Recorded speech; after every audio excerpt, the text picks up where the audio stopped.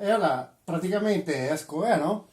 E dice la maestra, questa si tratta, si chiama linea di conseguenza, dovete tracciare una linea che abbia un senso. Allora, Franco, dimmi Franco, posso fare anche un cerchio o fare più linee? Sì, sì, basta che abbia un senso. Ah, va bene, ora. Ecco che parte Franco. Ecco, vedremo se ho capito bene. Questo può essere una base, il fondo, un prato, o può essere il cielo.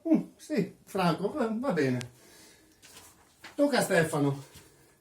Allora io, signora maestra, traccio 4 linee. E questo facciamo anche un prato.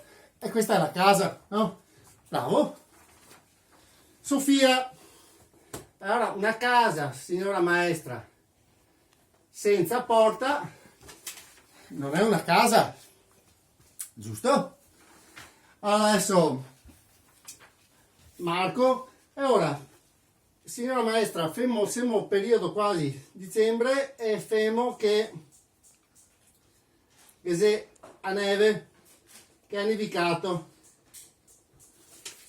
Ecco qua, neve sul tetto, no?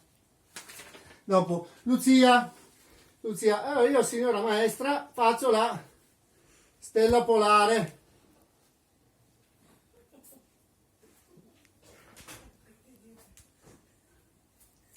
Ecco qua, stella polare, ok?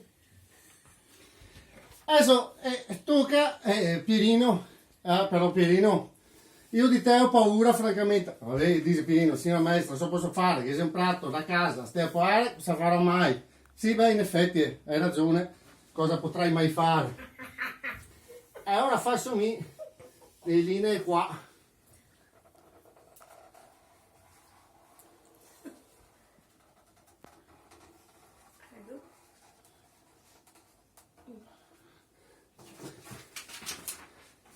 Questo signora maestra, se mi fa in bagno, che la cura sa